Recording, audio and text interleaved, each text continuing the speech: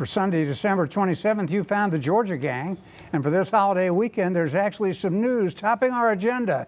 Turner Field will be sold to Georgia State University. Arthur Blank hands off to a new COO for his businesses. And Vernon Jones, yes, Vernon Jones. He shows up at the DeKalb Commission and sounds like he might be running. Some of the stories up for grabs on the Georgia Gang. From the Fox 5 studios, the Georgia Gang starts now. And good morning. We're glad you could be with us on this Christmas weekend. We are wishing all of you a Merry Christmas. And we have to tell you that normally when we are on the air on the Christmas weekend, there's not much to talk about, but that's not the case today. Thank you to all who made news this week because it makes our job easier. And so we'll begin right at the top with Turner Field and the 70 acres on which it sits.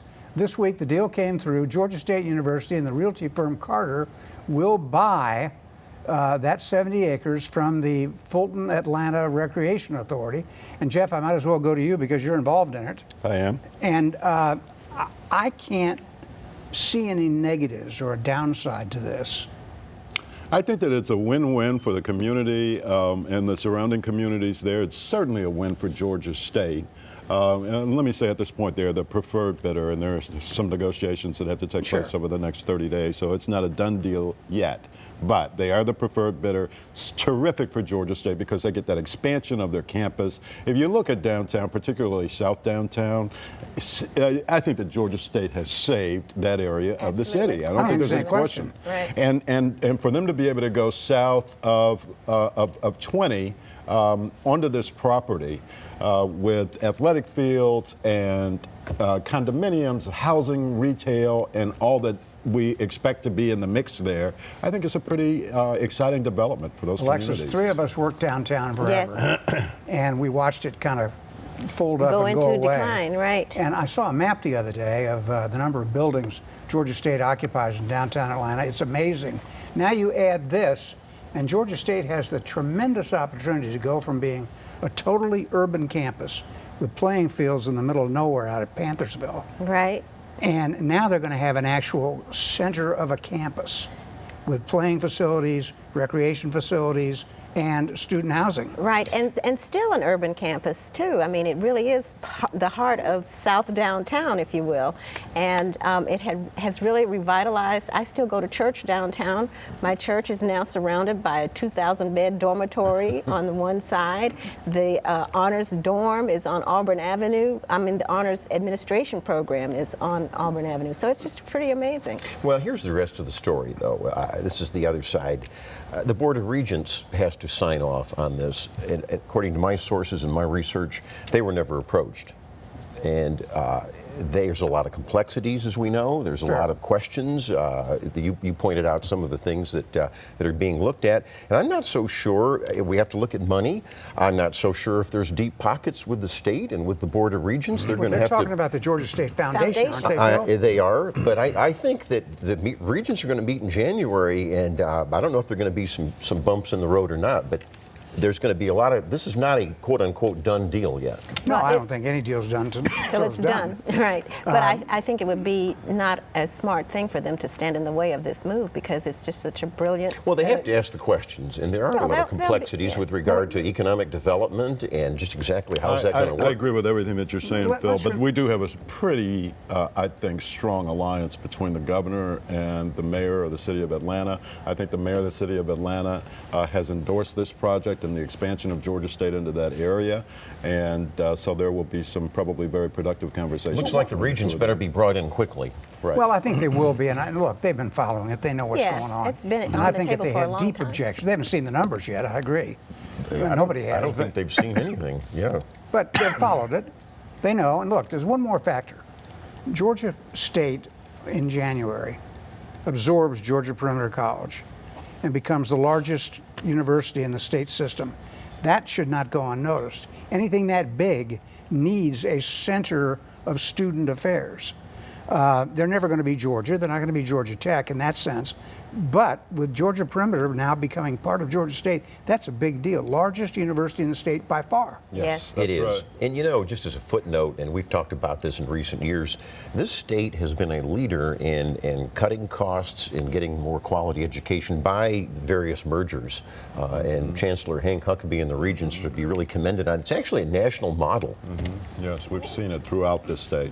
You're right. Right. I can remember 20, 30 years ago when all over the state people wanted their own university campus, the college That's right, campus. Now that's they're right. not so Not so not much. so eager to have that. And also, it will be the most diverse of the institutions in the state. That's right. Well, you And can't it's- keep having colleges that are running deficits. And it's not faux diversity, it's real diversity at diversity. Georgia State. No questions about it, it's just students enrolling. Let's change the subject a little bit here. This one caught me by surprise. On the other hand, Arthur Blank's 2 years older than I am, so maybe I shouldn't have been so surprised, but he handed off his business operations to Steve Cannon, who just got to town as the CEO of Mercedes-Benz America. In other words, Cannon moved here temporarily to Dunwoody, permanently to Sandy Springs, negotiated the stadium naming deal for the Falcons Dome to make it Mercedes-Benz Stadium, and now Arthur Blank's hired him. I'm not saying there's anything wrong with that. I think they must have just Clicked. struck a chord. They must have clicked. But it's just unusual to me that a car guy, a guy who's a car marketing guy, is now going to be overseeing the business end of the Falcons, of the soccer team, which doesn't exist yet. The golf enterprises. Yep, all that stuff. Didn't you find that kind I of... think it's a good fit, and I would add that Steve Cannon has 9 children, and he kind of wants to stay here more with his kids, too. Well, I didn't know that. I didn't know that either. Catholic? I don't know. Well, I also think, Arthur Blank said that he wanted to back away, that he was seriously going to do this, and he did it. And we've seen this, in the CEO Corps nationally. These guys switching disciplines and industries, and the thing that they have, the thread that's in common, of course, is their management ability. And I suppose that's what Arthur Blank saw in Cannon. Well, and it's interesting for you football fans out there. Thomas Dimitroff, the current and maybe not so longer general manager of the Falcons, and the coach, Dan Quinn, will continue to report directly to Arthur Blank. Steve Cannon will not have any decision-making authority over the football operations. Okay, just some more local news. In DeKalb, news of a budget deal trickled out slowly, very slowly, and we'll just note for the record that spending is down a bit in DeKalb, which it should be because there are so many new cities. And Lee May and the commission have kept the taxes level, but Lee May says, as he always does, that it's not sustainable. The big news out of that budget session by the commission was that Vernon Jones was there, the former chief executive, and he was giving away bicycles and things to needy children with the commissioners. I can't imagine Vernon would be there unless he were looking at running for CEO again. Well, I mean, it's Christmas time, and you want to give away gifts to needy kids. We've seen a lot of that. MARTA had a program where they gave away $73,000 worth of gifts to bicycles and other things. But Vernon is politically ambitious. He always has been. We've seen that he really hasn't gone away. He stayed involved in the community. But his last 2 elections were disasters. Well, and it's entirely possible that he might try again. I think so. In fact, he gave me a call the other day, and our New Year's resolution is to get together and meet, so I will give a full report to the Georgia gang. Take a witness. Okay. You want to come along, Jeff? We got to get out. When we come back, more politics. We're coming right back. Have a question or comment for the Georgia Gang? Visit their website at fox5atlanta.com.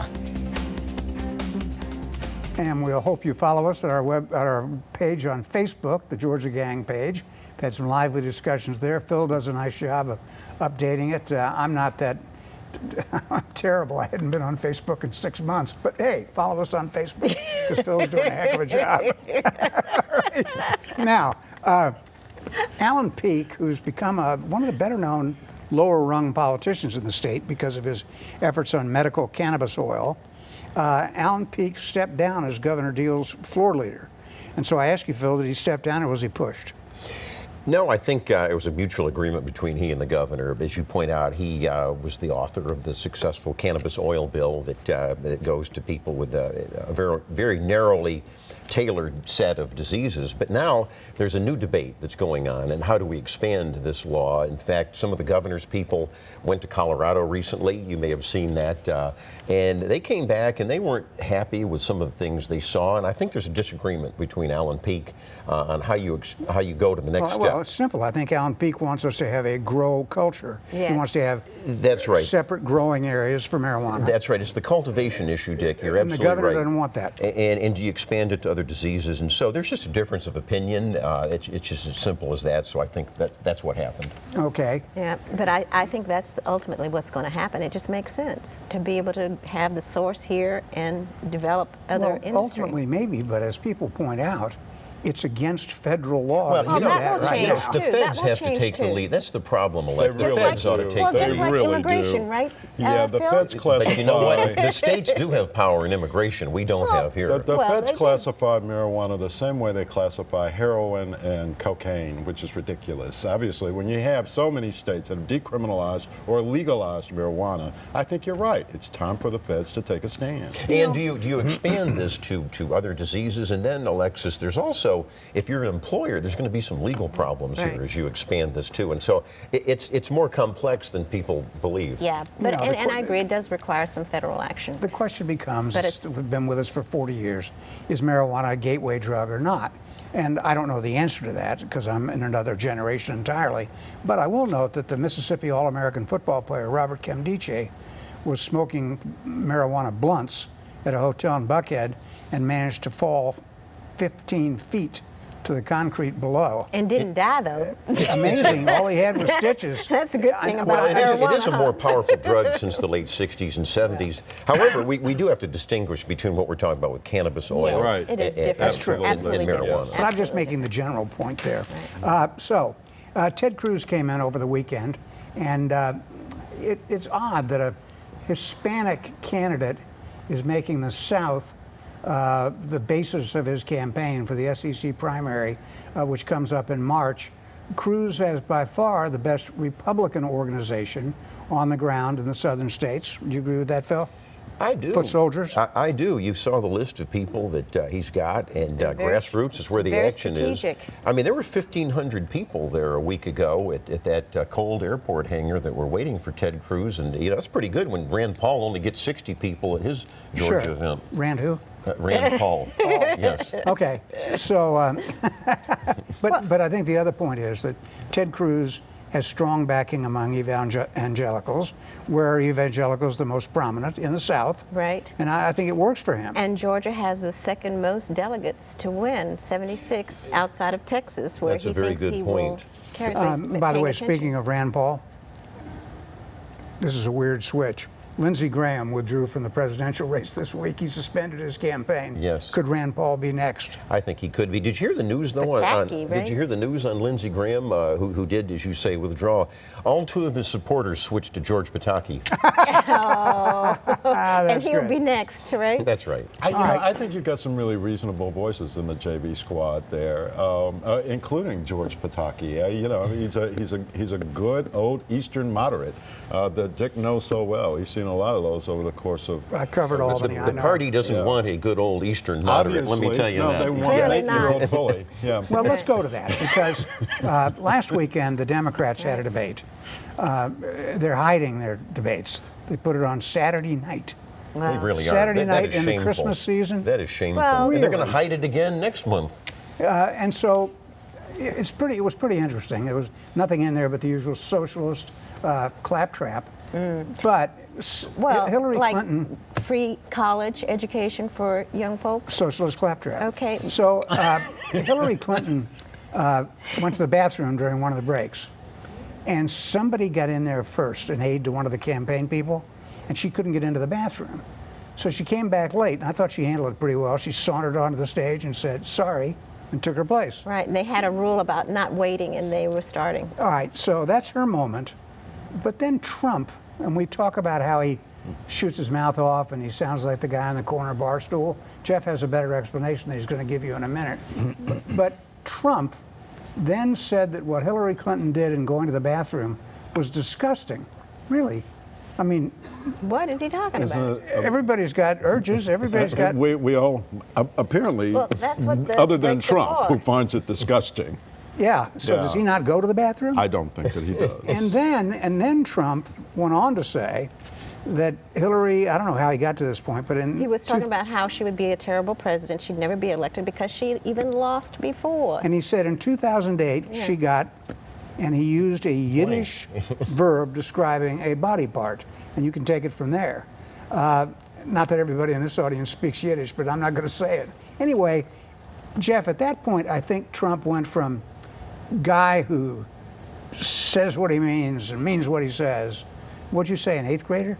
Yeah, he's like Eight-year-old. he's like a little boy. He's a kid on the schoolyard. He's a bully out there on the schoolyard. So I think that, you know, when we hear Hillary Clinton refer to him as a bully, he really is playing that part and saying these ridiculous things that you would hear from a very immature person. I'm not gonna such disagree as with you a bit. using the restroom is disgusting. Who says that if you're not 6? Yeah. We go from 8 to 6. I would have to agree with that. He's got to get more disciplined. And I go back. That's a nice way of saying it. I go back to my analogy of is he the slow flat tire, and will Ted Cruz pick up the Well, momentum? that's why I led with Cruz. Because Ted Cruz has had a very smart strategy. We've talked about Yeah, this. he's been very He's laser appealing. focused, He's not laser attack focused. Trump and stayed, He building has his not. He has campaign. not taken the bait. That's been very smart of him. And as you see the implosion of Ben Carson, I was about to call him Ben Carter, but as you see the implosion of Ben Carson, I think a lot of that support just flows naturally over. You got to get out. Right. Did you happen to see the Saturday Night Live impression of Ben Carson? Yes, It was just one for the history books. yes. Ben Carson sleeping on the debate stage. Right. It was just It was hilarious. But you got That to whole say bit he's was probably hilarious. one of the most decent guys Oh, you'd ever no want question. to meet. I love the you know? guy, but Yeah, but he's you know, not built for this the game. persona's not necessarily there. All right, we got to get out. Just When like we come Trump. back, we're going to look back at the year in review. Stay with us. Have a question or comment for the Georgia Gang? Visit their website at fox5atlanta.com. We've been doing this for a long time, but I've always thought it was risky to try to do a year in review segment because invariably we'll leave something out and I'll have to answer the emails. But let's talk about it, and I don't mind answering those emails. And if you follow us on Facebook, that's a good thing too. Now, let's start with the state because actually one of the major events, I was listening to Russell McMurray, the chairman of the head commissioner of the DOT, talk about the transportation tax that was passed by the General Assembly in 2015. This state now has money to actually do things.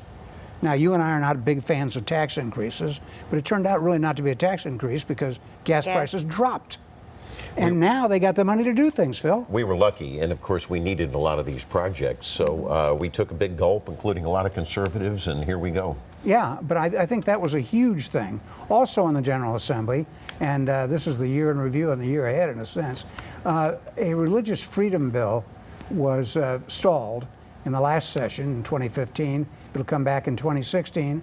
And hope it gets stalled again. Well, it is a bill that was passed into law federally by President Bill Clinton in 1993, trying to pass it in Georgia, and we're being told it's discriminatory. Well, that's just isn't true because it's federal law. No, we're being told that there are some major corporations in town who want nothing to do with it, nothing. They think that it is going to lead to discrimination or that it could lead to discrimination, and they don't want to run their businesses on that basis. Well, how come it's and federal I think law? that they've made their case very clear to the Georgia General Assembly. The people who create jobs in the state of Georgia don't want this law. Now, what's interesting, Jeff, and you're right about these big companies, what's interesting is the Republican leadership obviously is skittish. They control both houses of the General Assembly, but I think if it went to a vote in both houses, it would go. But there's a middle ground, and you've heard me say this. The Speaker, David Ralston, in the House has put out what he calls a pastor protection bill.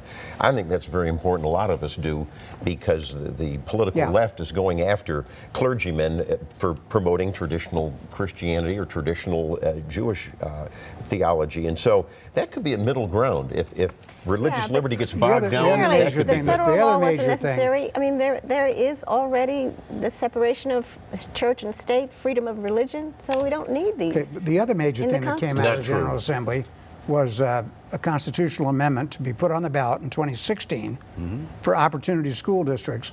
In other words, state takeover of failing schools through a special kind of a school district.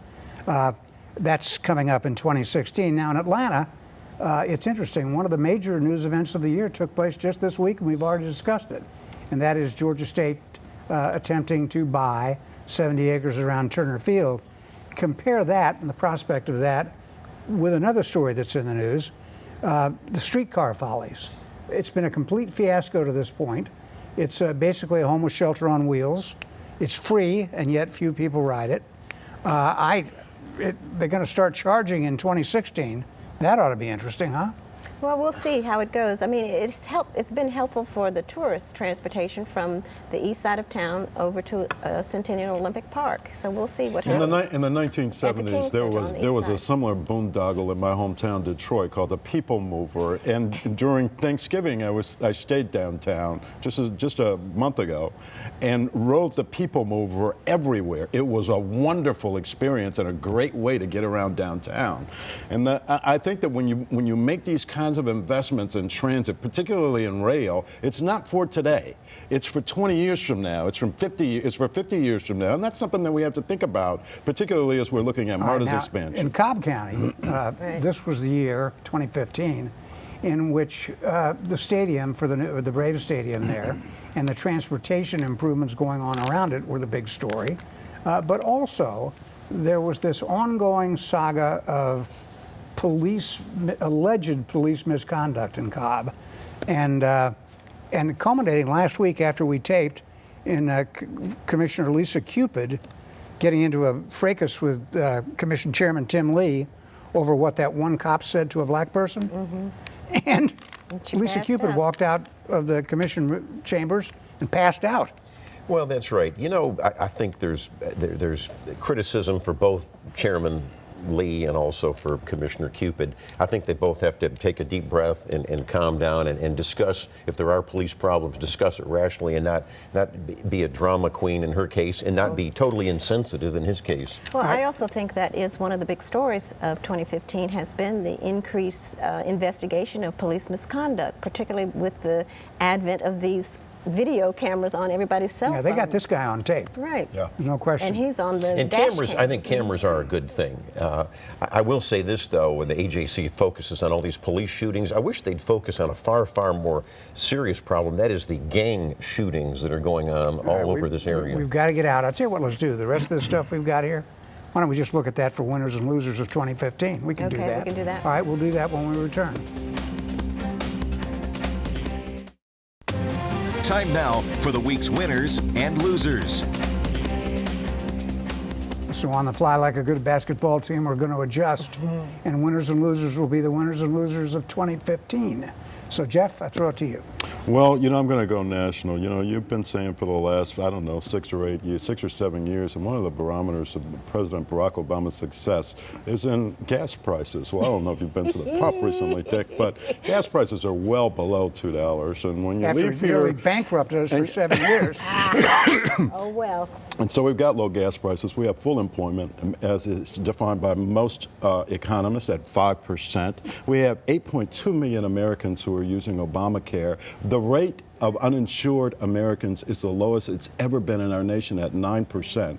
And a good number of those, about 25% of them, are young people. They're under 35. And this is with only 38 states participating. You can't say that this has been a failed presidency. You have to look at where he entered and the situation that we had with the implosion of real estate and say, Barack Obama did a pretty good job of turning the ship around. Alexis? Oh, I'm sorry for Jeff, quick. I've got to mention Steve Harvey. You know, maybe it's the major faux pas of the whole year, but it just happened a couple of days ago. But He's a everybody loser. knows that All story. of us will name him a loser. That wasn't Okay. good. That All right, wasn't Alexis, good. go. Okay, I'm going to say Michelle Nunn became the head of CARE USA. Congratulations to her for 2015. Also, Janice Mathis has just been named the executive director of the National Council of Negro Women. It will be Rainbow Push's loss here in Atlanta, but she will move on to D.C. Congratulations to her. And then I want to salute Ozell Sutton, who was another civil rights giant who passed this past week. And he was an inner circle of Martin Luther King Jr. He was part of the Little Rock Nine. He's originally from Arkansas, and he was community relations in the Justice Department. Okay, so Phil? he missed. You know, you got to name the Miss Georgia who became Miss America that's right. this year, Betty Cantrell of Warner Robins, just a great lady, a winner. How about Kirby Smart, the new University of Georgia coach, a winner, and boy, that Georgia Tech coach, loser, Paul Johnson. Yeah, the coach who's 9-3, Mark Richt, gets fired. The coach who's 3-9, Paul Johnson, looks forward to spring football. I will say that one of the losers for the year was Tyrone Brooks, whom I've known forever. He was sentenced in federal court for stealing about $1 million over a decade or so.